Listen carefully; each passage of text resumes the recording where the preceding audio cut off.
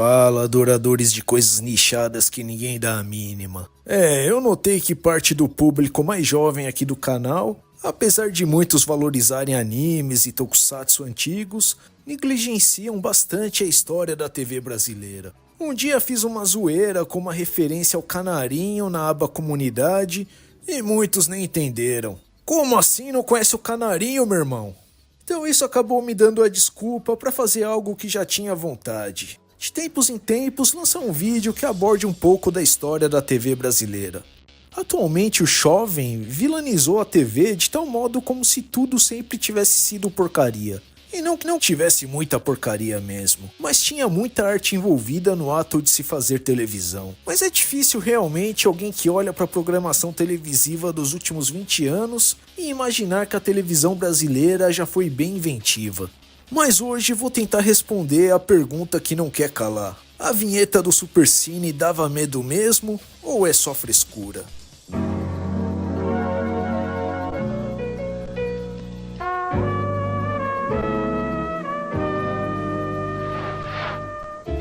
Oferecimento Gol, há 7 anos o mais vendido. Volkswagen, você conhece, você confia. Eu mesmo fiquei muito surpreso ao descobrir que existe toda uma geração que tinha medo da vinheta do Supercine.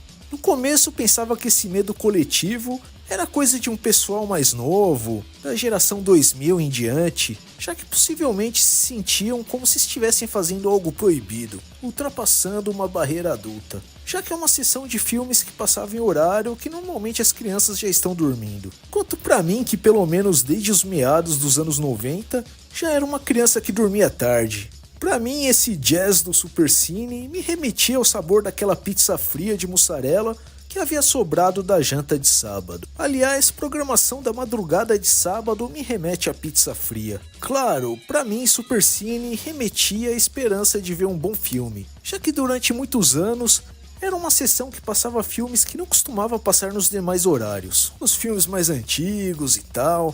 Então em minha primeira reflexão sobre o assunto, já que esse suposto receio ou medo está ligado com a sensação do proibido, talvez até o medo do desconhecido por estar desbravando a escuridão da noite em horas avançadas nunca antes contempladas.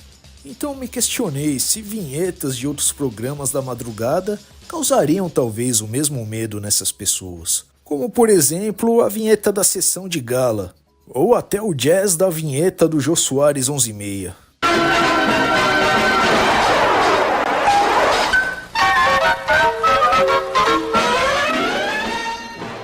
Pois é, 11h30 só no nome, já que o programa passava todas as noites durante a semana no SBT, geralmente já um pouco depois da meia-noite. E como eu estudava na parte da tarde, então meio que eu podia me dar o luxo de dormir nesse horário. Nessa época eu sempre assistia o programa com meu pai. E durante o sábado era comum eu assistir tanto o Supercine como sessão de gala, e não era raro eu me estender até o Corujão. Ou mesmo as sessões de filmes noturnos do SBT, onde assistia coisas como O Mestre dos Brinquedos, Hellraiser, Sonâmbulos, aquele filme que eu achava bizarrão, que é inspirado em obra do Stephen King, e até Laranja Mecânica. Sim, fui uma criança que assistiu Laranja Mecânica sozinho e gostou. Enquanto na Globo era comum ver coisas como O Desejo de Matar, do saudoso Charles Bronson, me marcou bastante assistir Ben-Hur com a minha mãe, em alguma madrugada de sábado. Até hoje acho incrível como uma criança conseguiu se manter interessada em um filme dos anos 50 com mais de 3 horas de duração. Lembro que quando o filme acabou já estava para amanhecer. Na Globo que também assisti aquele filme que rende aquela respostinha espirituosa para a pergunta: qual a sua comida, filme e livro favoritos? Tomate verdes fritos para as 3 perguntas. Acho que foi em Simpsons que teve um diálogo mais ou menos assim.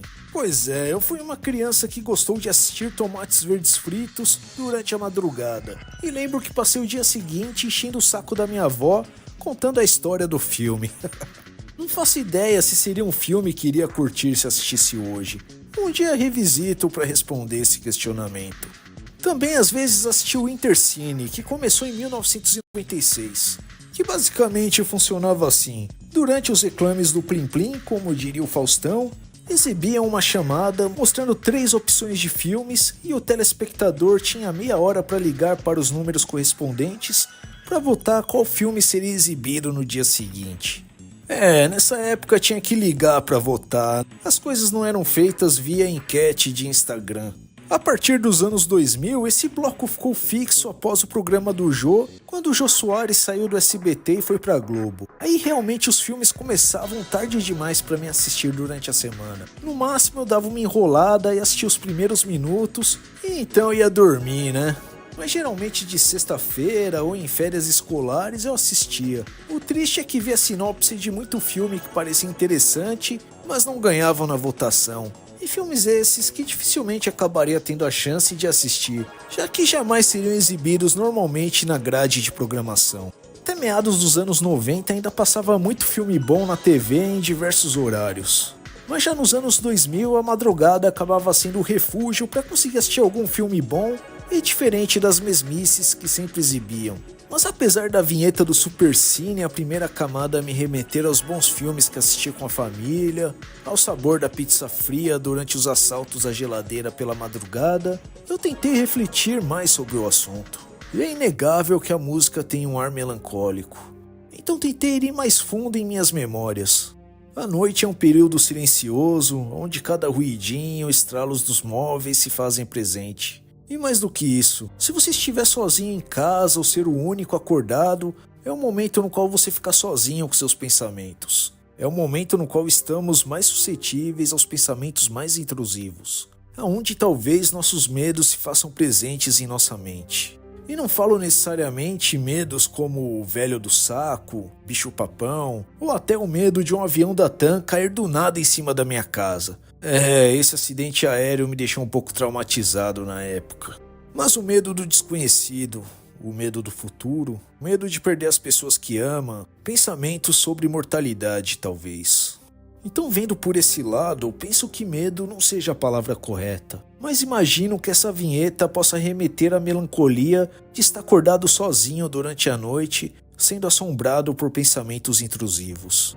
Eu acho que eu sempre gostei da noite, da madrugada. Muitos momentos durante a madrugada eu me sinto mais criativo, apreciar o silêncio, fazer coisas relaxantes como assistir um bom filme, ler alguma coisa. Não é como se não apreciasse a luz do sol e as coisas boas que se tem para fazer durante o dia e a tarde. Mas a noite tem um charme único. Gosto de dirigir durante a noite, principalmente em rodovias, apreciar a paisagem noturna, sem trânsito ou outros carros ao redor. Sabe aquele charme bem city pop, as luzes noturnas da cidade, aquelas trilhas sonoras de certos jogos de PlayStation 1 como Ace Combat 3, Gun-Gage, Tekken 3, que por alguma razão me remetem a essa atmosfera. Mas me pergunto se em partes esse meu gosto pela madrugada talvez não tenha se iniciado por uma necessidade de procrastinar a hora de dormir, por tentar fugir dos momentos em que ficaria sozinho no escuro do meu quarto, suscetível a pensamentos que não gostaria de ter. Até hoje, quando me forço a dormir mais cedo, são os momentos que têm mais chance de ter a mente invadida por pensamentos intrusivos.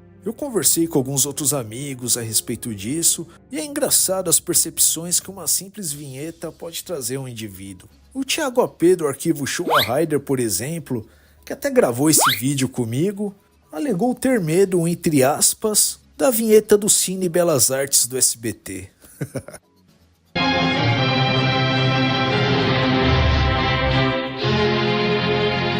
No caso, não é bem medo, mas é uma vinheta que soa tão elitista que ele sentia como se ele não devesse estar ali. Sei lá, é como não sentir que esses restaurantes de granfino sejam um ambiente convidativo para você que come nas barraquinhas de cachorro-quente de Osasco.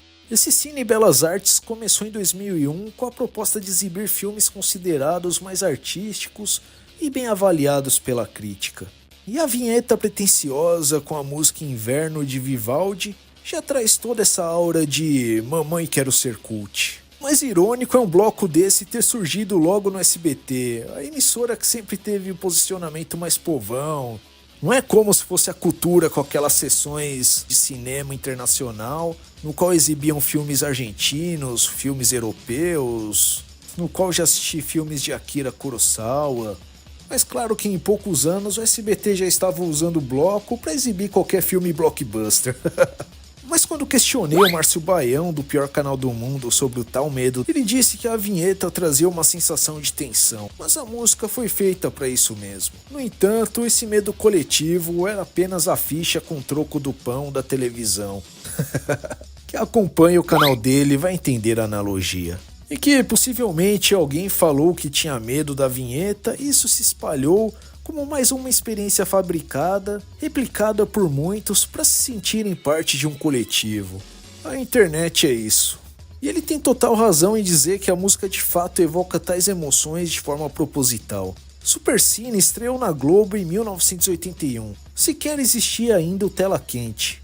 A vinheta e a música, no qual a maioria retrata o tal medo, começou a ser usada em 1984 e durou por muitas décadas com alterações mais nos aspectos visuais. Supercine era um bloco de filmes destinados a filmes mais maduros, muitas vezes com um toque a mais de violência e às vezes um tantinho assim de libidinagem. Muitas vezes filmes que dificilmente passaria nos horários mais convencionais da emissora, como Sessão da Tarde ou Tela Quente da vida. A música foi composta por Roger Henry. Ela tem um ritmo de jazz.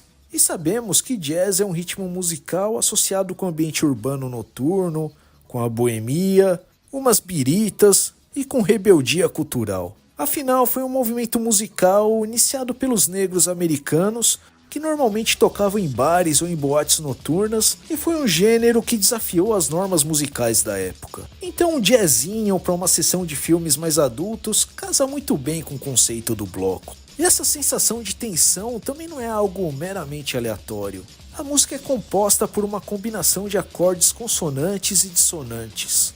A grosso modo, acordes consonantes soam harmoniosos e se encaixam bem uma com as outras. Já os acordes dissonantes soam estáveis, quase como se pedisse uma conclusão para um acorde consonante em seguida. Então, os acordes dissonantes costumam trazer a sensação de desconforto.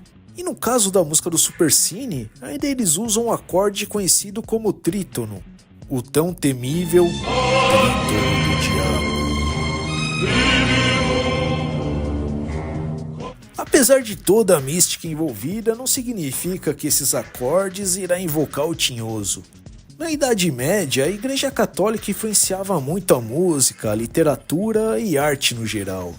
O trítono não se encaixava bem na estrutura da música sacra, já que visavam mantê-la com uma sonoridade harmoniosa, evitando os intervalos dissonantes. E assim esse intervalo acabou sendo batizado dessa forma. Aí está um exemplo do que eu falei anteriormente sobre a arte de se fazer televisão. Essas simples vinhetas são capazes de manipular nossas emoções. Assim como a vinheta da sessão de gala, como o nome sugere, trazia aquela atmosfera noturna, até relaxante. Aquele conceito de uma sessãozinha de filme na madrugada, com os adultos assistirem tomando uma taça de vinho.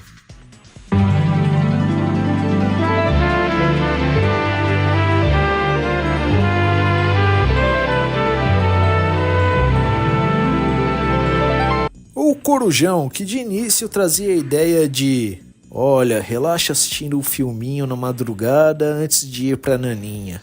E acabou indo pra: olha aí, já está amanhecendo e você ainda não foi dormir. Até as cores dos telejornais simulam as cores do céu de acordo com o horário. E as diferenças não se resumiam apenas no visual. Os jornais da manhã eram sempre mais chapa branca, voltado mais para assuntos de economia, como está o trânsito e tal, pensando em quem está saindo para trabalhar. O jornal do meio-dia geralmente tinha mais variedades, curiosidades, utilidades para dona de casa que está fazendo o almoço.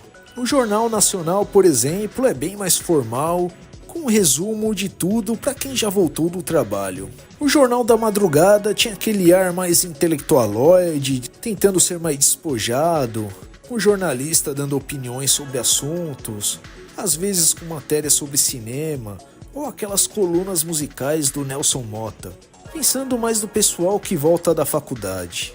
E além dos cenários, paleta de cores, até as vinhetas e o traje dos apresentadores estavam relacionados com o conceito do programa, horário e público que eles queriam dialogar.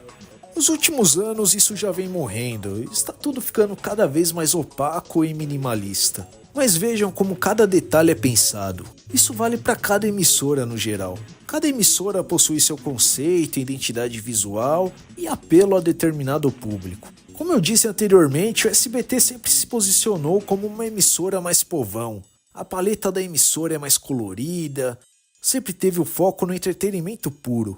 Até os telejornais do SBT costumavam ter uma linguagem mais simples. E aí já não ouviu gente falando mal da programação do SBT com coisas como: ah, é só baixaria, programa pra pobre. Aí eu questionava sobre a atitude zoada da pessoa, afinal eu aprendi com o Carrossel que é errado inferiorizar as pessoas por sua classe social, né? Porque eu sou um médico e o pai dele é um carpinteiro. Jesus Cristo era carpinteiro.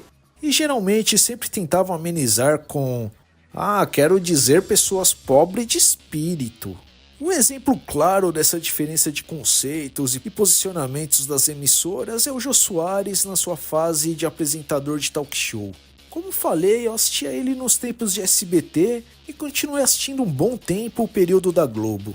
Ele era nitidamente diferente nas duas emissoras, começando com o cenário do SBT, que remete mais a coisa de teatro. Já na Globo tentava ser algo mais sofisticado. O cenário da Globo tinha aquela correlação com o ambiente urbano noturno, mas tentava ser algo mais classudo, enquanto no SBT evocava mais uma ideia de boemia.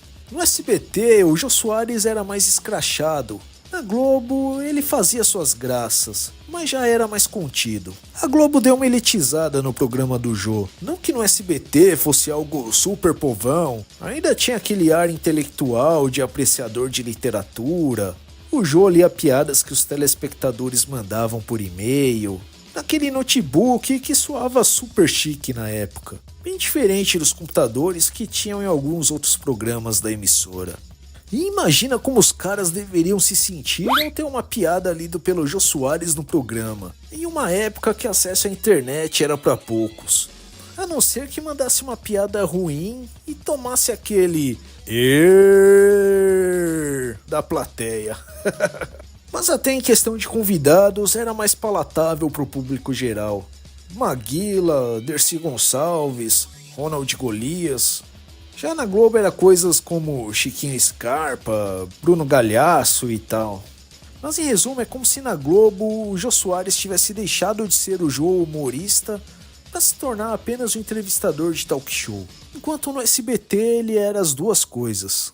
E por essa e por outras infinidades de coisas que acho a história da TV brasileira fascinante, como cada detalhe costuma ser pensado para manipular nossas emoções. E goste ou não, a Globo sempre foi mestra nisso. Desde aquele plim-plim que você escutava de outro cômodo, avisando que começou o filme após os comerciais, cada vinheta e logo de cada programa. Ou até aquele tema de vitória do Ayrton Senna que comovia, mesmo sem eu dar a mínima para a Fórmula 1. A chuva veio na hora. E que infelizmente, como eu disse, tudo isso está morrendo. Ficando cada vez mais minimalista, sem graça. Acho que os designers da atualidade consideram cafona essa identidade visual das antigas. Já eu sempre irei defender a cafonice. Mas independente se a vinheta do Supercine é de fato super aterrorizante, ou se não passa de um sentimento coletivo fabricado pela internet, a verdade é uma só. O Jesus do SBT é infinitamente mais aterrorizante. Paz, amor, fé. Mas antes uma palavrinha do patrocinador. Muito obrigado a todos vocês. Vocês ajudam a tornar esse canal possível.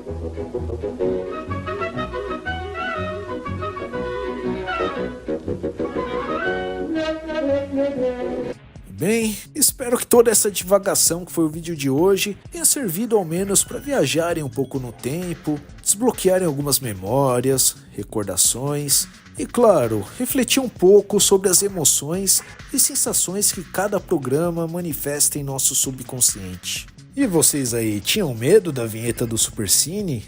Qual vinheta te marcou? Bora compartilhar umas experiências. Então, se por um acaso gostaram dessa bagaça, metam um Rider Kick no joinha, se inscrevam no canal e por que não compartilhar esse vídeo com seus amiguinhos.